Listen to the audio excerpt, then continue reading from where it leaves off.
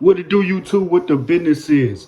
Now this is gonna be a real quick video just displaying the life of the Sandy gang, or better known as the Sandy brothers, three gang leaders who were a part of the Muslim gang in Trinidad and Tobago, and how their killer, who I just previously made a video about, Tyrone, Spoon, Randy Brown, turned on them and actually killed one of their brothers. And who's to say if the other two brothers weren't killed by police, they too would have been killed by Tyrone.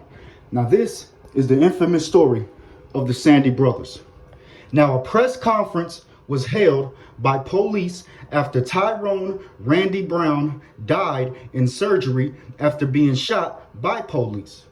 The police stated, "We've been hunting Spoon for several years in connection with countless murders, but he somehow managed to elude capture every time." Police say Spoon was identified as the gunman of his former friend Sean Sandy and his girlfriend Avion Villafana. They were both in their mid-20s, and Spoon was in his late 20s when he committed these murders. Now, Spoon used to be the main hitman and shooter for the Sandy brothers and other Muslim gang members, but he quickly turned on his then friends after a verbal dispute with Sean Sandy occurred. Now, who's to know what that verbal dispute was about? Maybe it was about money. Maybe it was about he was killing too much. Maybe about his ways of a hitman getting to him, and his attitude turning a way that they feel Sean couldn't be trusted, and that caused them to bump heads in numerous ways, and opposed to Spoon felt disrespected on what Sean was coming at him about. See, a lot of people, what they fail to realize is, you hire these hitmen, yeah, you're a big time drug dealer, yeah, you did this and that, you made this and that, but you fail to realize that this is a hitman. This is a known killer, a person who gets paid to kill. So yeah, you're his boss, he kind of works for you, but you have to watch how you talk to those hitmen. You have to watch how you talk to those shooters. Because keep in mind, they kill people. And when they feel disrespected, they will kill you. And that is exactly what happened within this situation. Sean Sandy and Spoon got into an altercation, and Sean Sandy probably used his hierarchy over Spoon as to oppose to, oh man, I'm the boss and you the worker. And Spoon wasn't feeling that. So Spoon killed Sean Sandy and his girlfriend. Now, Spoon was Trinidad's most wanted hitman, most wanted fugitive before and after the murders of the three Sandy brothers. Now, hours before Spoon and his right-hand man were killed by the police, they escaped a police chase by hijacking a garbage truck. They were killed hours later. Now, police said Spoon would constantly shoot at police.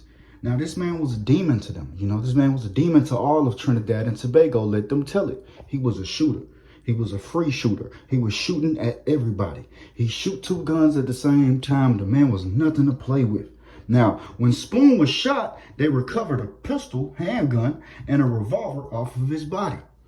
Now, 4 men were shot and killed on February 4th, 2007 in a shootout with police.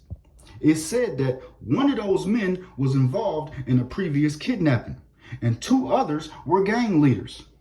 Now, the fourth man was just at the wrong place at the wrong time and just so happened to be with these guys, Now, police say that they got a call about brothers Romeo and Owen Sandy, 2 brothers who are Muslim gang leaders that were pointing guns at someone.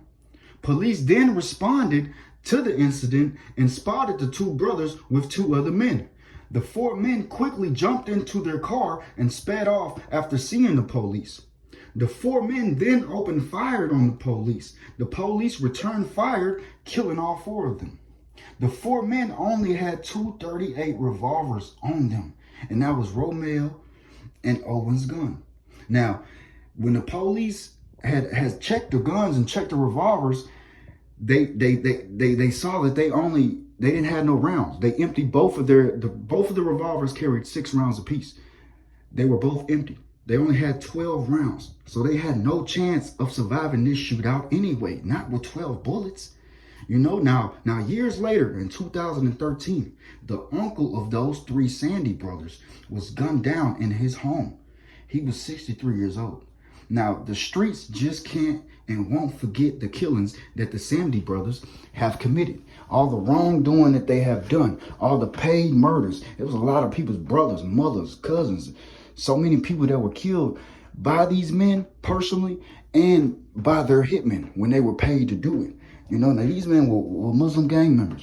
Their biggest gang rivalry is within the Rasta City gang, who refers to them as the Seven. Now the Sandy brothers were responsible for close to 100 murders. Now, 80 murders they paid others to commit for them and the Muslim gang. They were wanted for numerous kidnappings before their death. Sean Sandy was killed in February 2007, and his two brothers were killed in November 2007. Man. Now, the Sandy brothers were just one of many gangsters who fell short to the lifestyle they chose to live. You live by the gun, you die by the gun. And unfortunately, that is the repeating cycle that is keeping our world spinning. In fact, this repeating cycle of violence is actually spinning faster and more than our earth is spinning. And that is crazy. Now, to the beautiful streets of Trinidad and Tobago, much love and respect. But this is one of many videos that I am going to touch on. Another video of more gangsters are soon to come.